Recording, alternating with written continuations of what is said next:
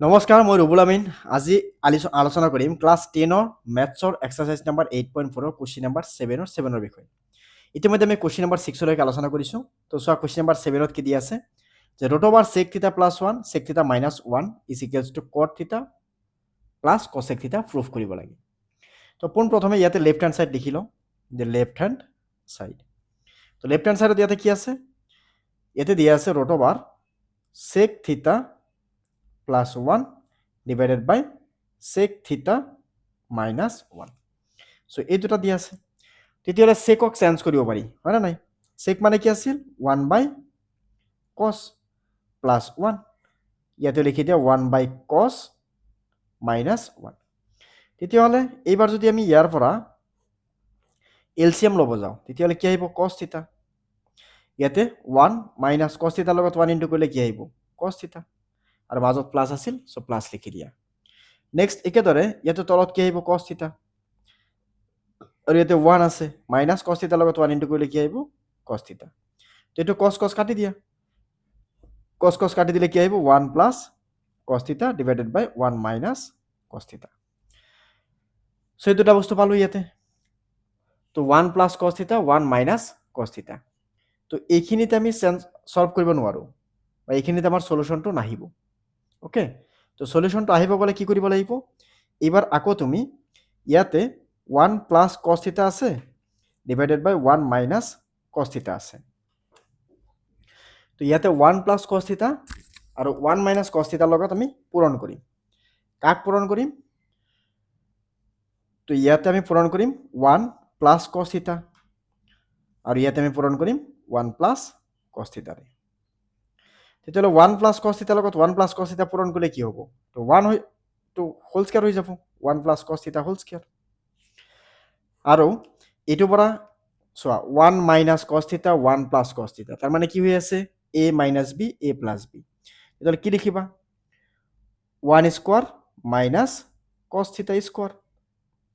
তেতিয়াহ'লে আমি যদি এইবাৰ ৰুটটোক ছেপাৰেট কৰোঁ, তেতিয়াহ'লে 1 প্লাছ কছ থিটা হোল স্কোৱাৰ লিখিব পাৰোঁ। আৰু এইটোৰ পৰা আমি 1 স্কোৱাৰ মাইনাছ কছ থিটা স্কোৱাৰ। তো 1 স্কোৱাৰ কৰি লিখিবা 1। তো 1 মাইনাছ কছ স্কোৱাৰ থিটা মানে কি আছিল? চাইন স্কোৱাৰ থিটা। তেতিয়া ইয়াতে আমি লিখিব পাৰি চাইন স্কোৱাৰ থিটা। তো স্কোৱাৰ ৰুট কেঞ্চেল গ'লে ইয়াৰ পৰা কি পাবা? 1 প্লাছ কছ থিটা ডিভাইডেড বাই চাইন থিটা। তো 1 প্লাছ কছ থিটা ডিভাইডেড বাই চাইন থিটা। তো এইখিনি আহিল। তো এইখিনিক এতিয়া যদি তুমি ছেপাৰেট কৰা, তো কি লিখিব পাৰা? 1 বাই চাইন থিটা প্লাছ এইটো কি লিখিব পৰা যাব? কছ থিটা ডিভাইডেড বাই চাইন থিটা।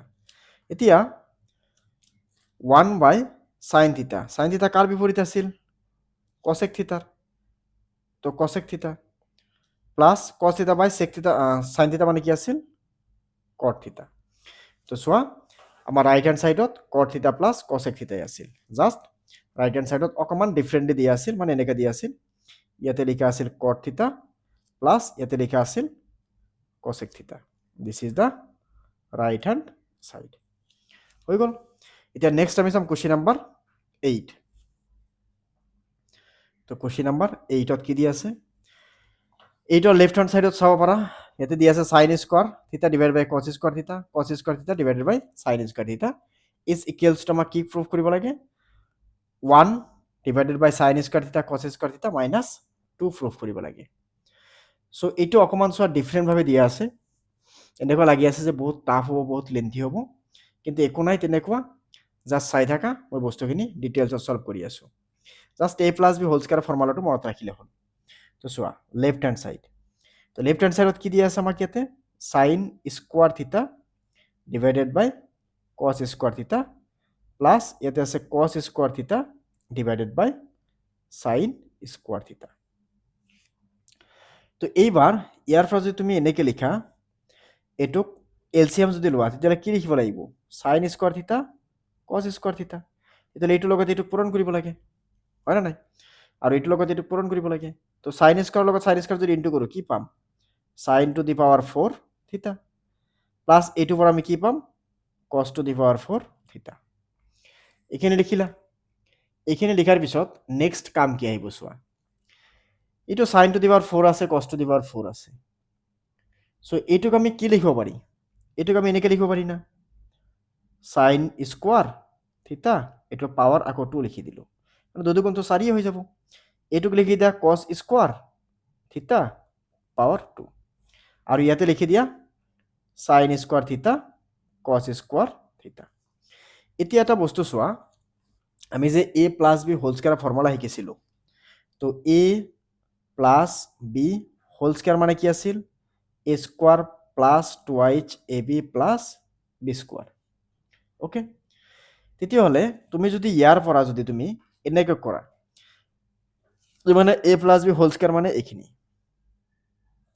তেতিয়াহলে আমি যদি a plus b whole square কৰো is equals to বা মাইনাস যদি ইয়াৰ পৰা আমি টুৱাইচ ab কৰো মানে এইখিনি যদি আমি সলভ কৰো তো চাবাচোন কি আহিব a প্লাস b মানে a square plus twice ab plus b square minus আছে টুৱাইচ ab তো মাইনাস টুৱাইচ ab ক্যান্সেল কৰিলে কি আহিব a square plus b square তো তেতিয়াহলে a square plus b square থাকিলে এটুক আমি a plus b whole square লিখি কেনে মাইনাস টুৱাইচ ab লিখিব পাৰো হয় না নাই এতিয়া এইখিনিক যদি কোৱা a এইখিনিক কোৱা যদি b তেতিয়াহলে a square plus b square হৈ আছে তেতিয়াহলে কি ক'ব পৰা যাব sin square theta plus cos square theta এই গোটেইখিনিৰ পাৱাৰ 2 মাইনাস লিখিব লাগিব টুৱাইচ ab তাৰ মানে sin থিতা cos থিতা আৰু এটা সাইনৰ স্কয়ার আছিল তো sin স্কয়ার থিতা cos স্কয়ার থিতা এনেকৈ লিখিব লাগিব ডিভাইডেড বাই ইয়াতে কিমান আছে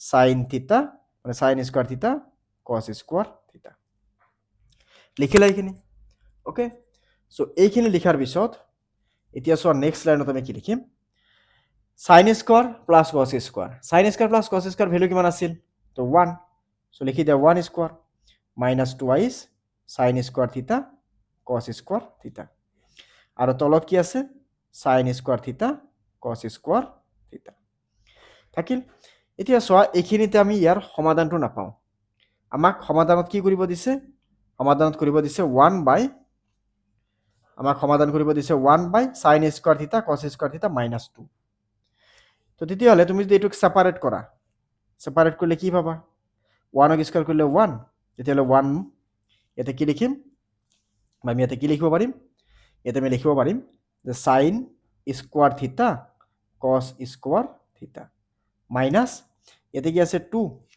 তো ইয়াতে লিখি দিয়া 2 তো মাইনাস 2 sin স্কয়ার থিতা cos স্কয়ার থিতা ডিভাইডেড বাই ইয়াতে কি আছে sin স্কয়ার থিতা cos স্কয়ার থিতা তো sin স্কয়ার থিতা cos স্কয়ার থিতা ক্যান্সেল তেতিয়াহলে ইয়াতে ৰাখি দিয়া 1 বাই sin স্কয়ার থিতা cos স্কয়ার থিতা মাইনাস 2 এইটো আমাক রাইট হ্যান্ড সাইডত দিয়া আছে তো তুমি চাব পাৰা আমাক ৰাইট হ্যান্ড সাইডত এইখিনি দিয়া আছে ওকে সো হৈ গল কোৱেশ্চন নাম্বাৰ 8 ৰ সমাধান এতিয়া চাব পাৰিম কোৱেশ্চন নাম্বাৰ 9 ৰ সমাধান কোৱেশ্চন নাম্বাৰ 9 টো ইমান লেন্থি নহব একেবাৰে ইজি হ'ব তো শৰ্টকাটত আহি যাব ইয়াতে কি আছে sin cos cos 90 minus a cos 90 minus a মানে কি আছিল sin a হয় না নাই এইটো ফৰ্মুলা আমি পঢ়িছিলো মানে এইটো ফৰ্মুলাত চোৱা sin 90 minus a মানে কি আছিল cos a cos 90 minus a মানে কি আছিল sin a তেতিয়াহলে এইটো ফৰ্মুলা এপ্লাই কৰি কিনে আমি ইয়াতে সলভ কৰিব পাৰিম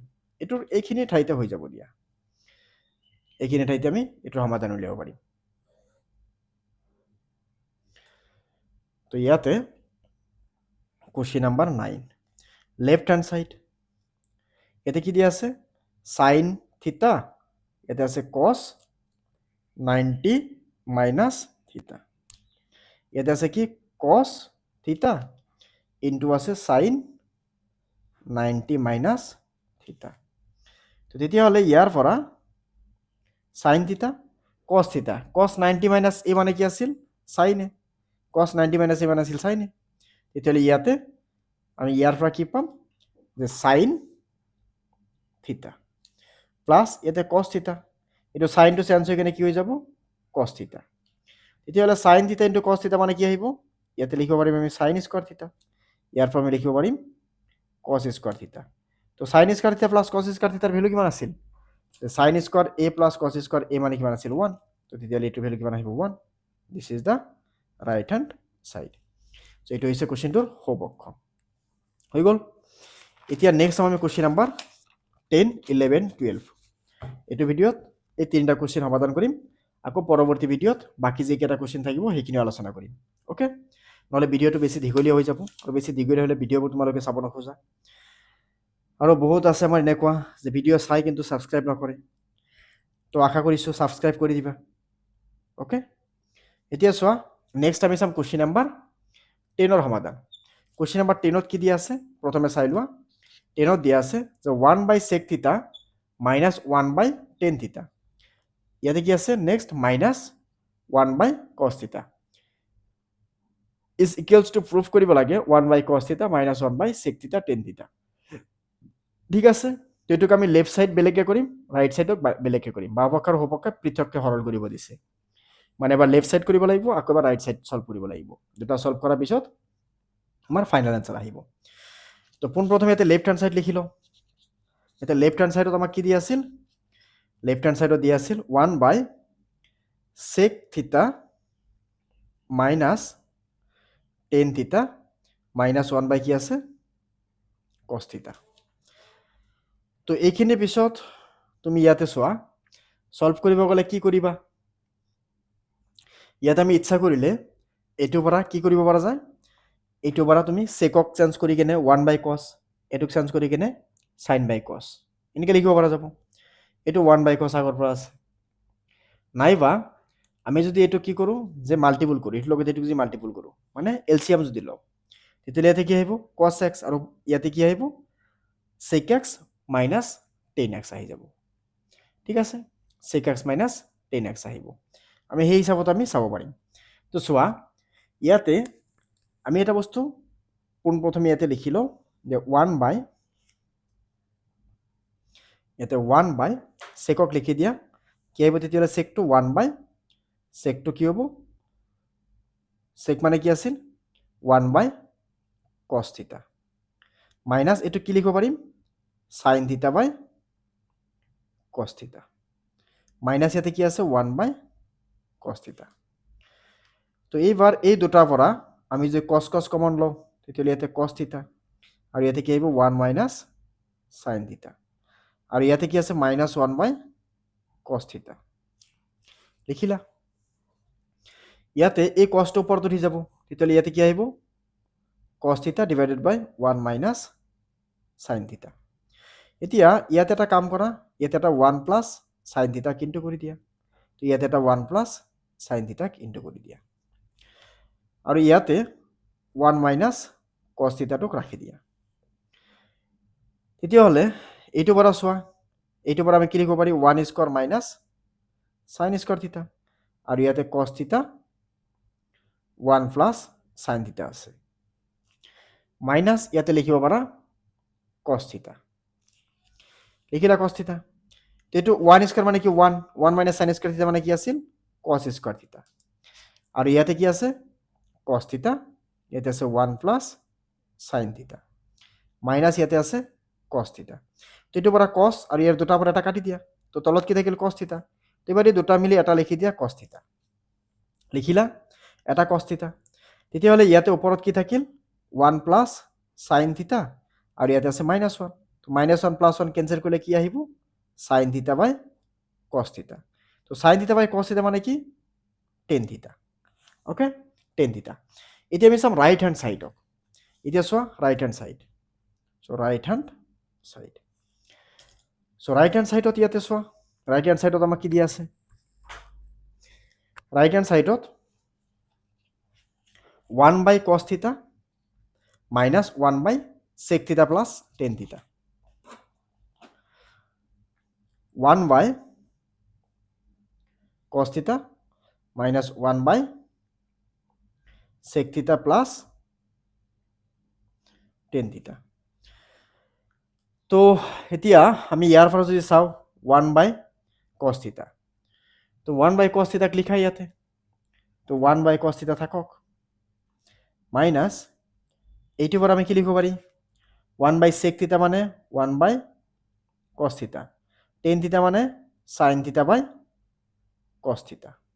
অ'কে, চ' এইবাৰ ইয়াৰ পৰা 1/cos থিটা ৰাখিম, আৰু ইয়াৰ পৰা এলচিএম ল'ম আমি cos থিটা, তেতিয়াহ'লে ইয়াতে কি আহিব 1 প্লাছ চাইন থিটা আৰু ইয়াতে থাকিব কিমান 1। তেনেকৈ গ'লে ইয়াতে 1 বাই কছ থিটা ইয়াতে লিখি দিয়া। এই কছ থিটাৰ ওপৰত গুচি গ'লে কি আহিব কছ থিটা ডিভাইডেড বাই 1 প্লাছ চাইন থিটা। তো এইটো লেফ্ট হেণ্ড ছাইডৰ নিচিনাকৈ ইয়াতেও এটা 1 মাইনাছ চাইন থিটাৰে পূৰণ কৰি দিয়া, ইয়াতে এটা 1 মাইনাছ চাইন থিটাৰে পূৰণ কৰি দিয়া। তেতিয়াহ'লে 1 মাইনাছ চাইন থিটাৰে পূৰণ কৰাৰ লগে লগে এইটো কেনেকুৱা ফৰ্মেট হৈ গ'ল, এইটো ফৰ্মেট আহিল a plus b a minus b. তেতিয়াহ'লে 1 বাই কছ থিটাটো ছেম ৰাখা মাইনাছ ইয়াতে লিখি দিয়া 1 square minus sign square theta. তাৰমানে a minus b a plus b formula থাকিলে a square minus b square লিখিব লাগে। আৰু ইয়াতে কি আছে কছ থিটা 1 মাইনাছ চাইন থিটাক ৰাখি দিয়া। তো 1ক স্কোৱাৰ কৰিলে কিমান 1। এতিয়া 1 মাইনাছ চাইন স্কোৱাৰ থিটা মানে কি আছিল কছ স্কোৱাৰ থিটা, এইটো ফৰ্মুলা। যেটো সাইনটো যদি হ'ব লাগিব হৈ যায় 1 মাইনাছ কছ স্কোৱাৰ থিটা হৈ যাব, 1 মাইনাছ চাইন স্কোৱাৰ থিটা হৈ যাব। 1 মাইনাছ চাইন স্কোৱাৰ থিটা মানে কছ স্কোৱাৰ থিটা। তেতিয়াহ'লে ইয়াতে ওপৰত এটা আছে কছ থিটা, ইয়াতে আছে 1 মাইনাছ চাইন থিটা। তেতিয়াহ'লে এই কছ আৰু এই দুটাৰ পৰা এটা কেঞ্চেল কৰা, তো এটা কছ থাকিল, তো তলত এটা কছ থিটা কমন লৈ লোৱা, ইয়াতে থাকিল 1 মাইনাছ ইয়াতে 1 মাইনাছ চাইন থিটা। তেতিয়াহ'লে এবাৰ ইয়াৰ পৰা ব্ৰেকেটটো ভাঙি দিয়া, ব্ৰেকেটটো ভাঙি দিয়াৰ লগে লগে কি পাবা 1 মাইনাছ 1 মাইনাছ ইনটু মাইনাছ কৰিলে প্লাছ চাইন থিটা ডিভাইডেড বাই কছ থিটা।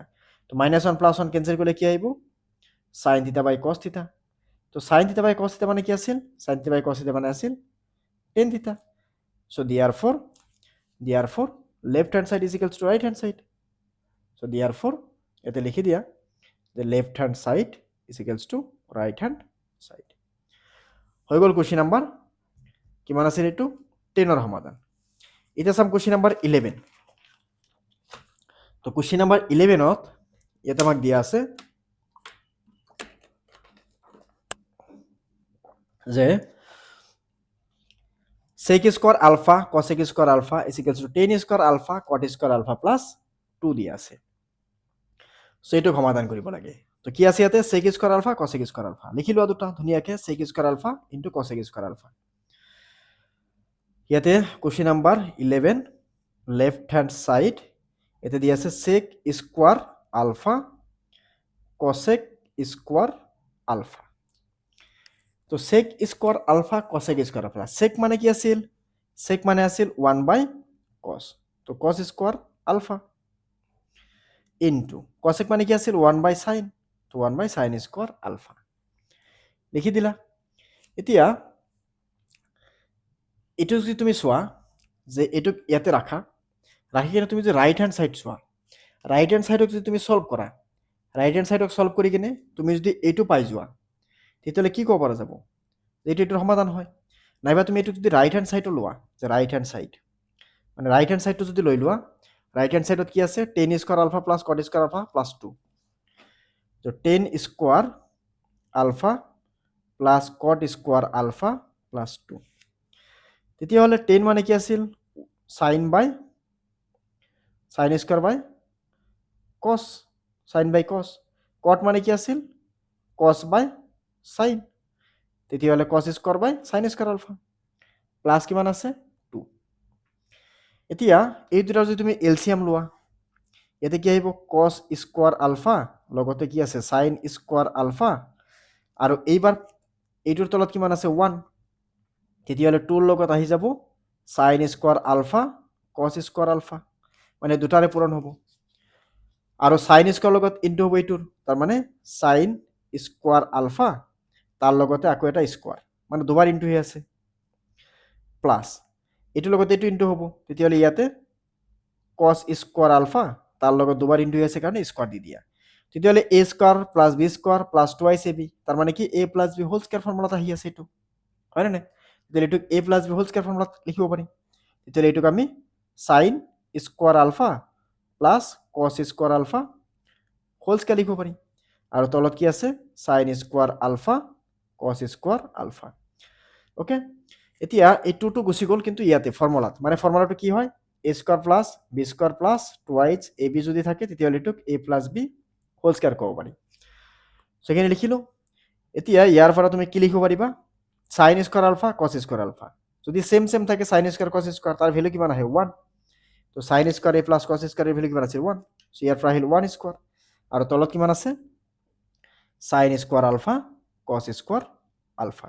তো তুমি চাব পাৰা ইয়াতে এইটো মানে কি আছিল sin square alpha cos square alpha. এইটো যদি তুমি এনেকৈ ডাইৰেক্ট লিখি দিয়া তেতিয়াহ'লে 1/sin square alpha cos square alpha পাই যাবা। তেতিয়াহ'লে এইটো 1 স্কোৱাৰ মানে কি 1। চ' ক'ব পাৰা therefore left hand side is equals to right hand side। নাইবা তুমি এইটো যদি সেপাৰেট কৰি দিয়া তেতিয়াহ'লে তুমি ডাইৰেক্ট লেফট হেণ্ড সাইডো বনাব পাৰা। এতিয়া নেক্সট চাম question number 12। Okay, question number 12 দিয়া আছে, ইয়াতে দিয়া আছে যে 10 square a minus 10 square b is equal to sin a square a minus sin square b divided by cos square a cos square b। এইটোত একো ডাঙৰ বস্তু নাই, এইটো মানে আমি জাষ্ট যদি চাওঁ 10 square a minus 10 square b চোৱা, 10 স্কোৱাৰ a লেফট হেণ্ড সাইডটো লিখা, left hand side 10 square a minus 10 square b। তেতিয়াহ'লে 10ক তুমি কি লিখিব পাৰা sin square a divided by cos square a।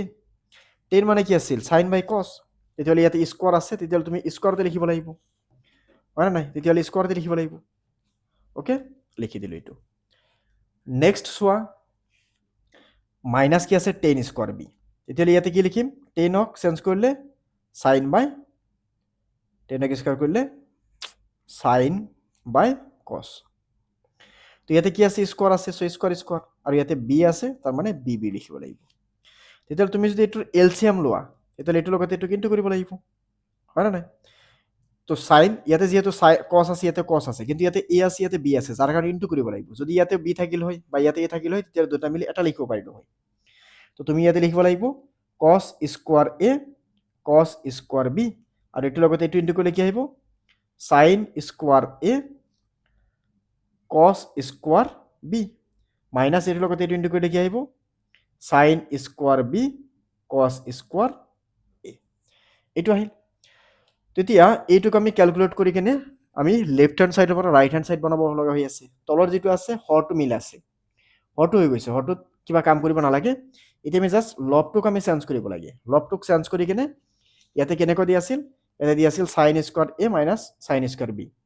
তো sin স্কোৱাৰে sin স্কোৱাৰ bৰ নিচিনা বনাব লাগে জাষ্ট, তেতিয়া আমাৰ এনচাৰটো হৈ যাব। তো এটা বস্তু চোৱা বা এটা ফৰ্মুলা চোৱা, আমি ইতিমধ্যে যিটো শিকিছোঁ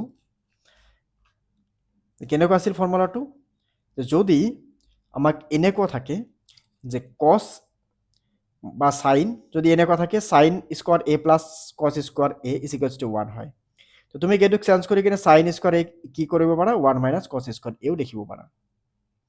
ওকে, এতিয়া আমাৰ ইয়াতে সাইনটো আছে, সাইনটো যিহেতু আমাৰ ৰাইট হেণ্ড সাইড সাইনটো লাগে, তেতিয়াহ'লে সাইনক চেঞ্জ নকৰি আমি ফাৰ্ষ্টত কছক চেঞ্জ কৰিম, মানে ফাৰ্ষ্টত বিক চেঞ্জ কৰিম, পিছৰটোত আমি একটোক চেঞ্জ কৰিম, বিটোক চেম ৰাখি এটোক চেঞ্জ কৰিম। তাৰমানে আমাৰ ইয়াতে এ আহিব লাগিব, বি আহিব লাগিব। তো তেতিয়াহ'লে এবাৰ তুমি ইয়াতে ৰাখি দিয়া সাইন স্কোৱাৰ এ, তো কছ স্কোৱাৰ বি মানে কি আহিব 1 মাইনাছ সাইন স্কোৱাৰ এ, আৰু ইয়াতে লিখি দিয়া মাইনাছ ইয়াৰ পৰা এইটো সাইনৰ বি আছিল, তো ইয়াতে কি লিখিব লাগিব সাইনৰ বি ৰাখিব লাগে। তো কছক চেঞ্জ কৰি দিয়া, ইয়াতে লিখি দিয়া সাইন স্কোৱাৰ বি, ইয়াতে cos স্কোৱাৰ x চেঞ্জ কৰি লিখি দিয়া 1 minus sine square a divided by কি আছে cos square a cos square b। এবার এটার লগত এটুক মাল্টিপল করা, এটার লগত এটুক মাল্টিপল করা, এটার লগত এটুক মাল্টিপল করা, এটার লগত এটুক মাল্টিপল করা, মাল্টিপল করার পিছত ক্যালকুলেট করা, আনসার আহি যাব। ওকে, তো যদি আমি চাও ইয়াতে সাইনের লগত এটু মাল্টিপল করলে কি আহিব সাইন আহিব, এটা সাইনের লগত যদি এটু মাল্টিপল করা তাহলে কি আহিব সাইনের লগত এটু মাল্টিপল করলে, সো এটু বি আছিল, এটু বি। ওকে, এটু বি আহিব। আকৌ ইয়াতে কি আছিল, এটু বি আছিল, এটু এ আছিল, তো সাইন এ আহিব। তো সাইন এ আর এটু পৰা কি আহিব সাইন স্কয়াৰ এ সাইন স্কয়াৰ বি, এটু পৰা কি পাবা সাইন স্কয়াৰ বি আৰ এটু পৰা সাইন স্কয়াৰ বি, সো দুটা ক্যান্সেল যাব, তেতিয়াহ'লে আমাৰ আনসাৰটো মিলি যাব। তো ইয়াৰ পৰা তুমি যদি লিখিব খোজা প্ৰথমে কি লিখিব লাগিব সাইন স্কয়াৰ এ মাইনাস এই দুটা ইনটু কৰিলে কি আহিব সাইন এ, এই দুটা ইনটু কৰিলে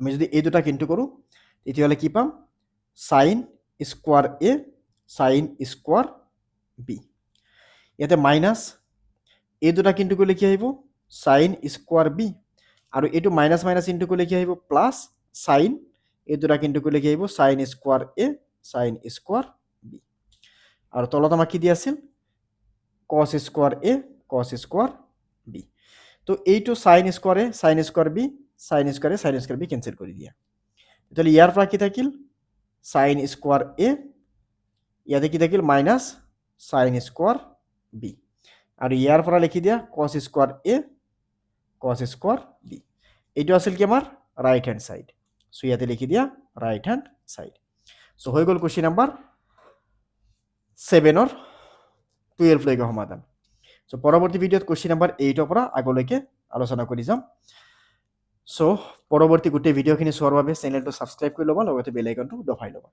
সো আমি আকৌ লগ পাম পৰৱৰ্তী ভিডিঅ'ত ধন্যবাদ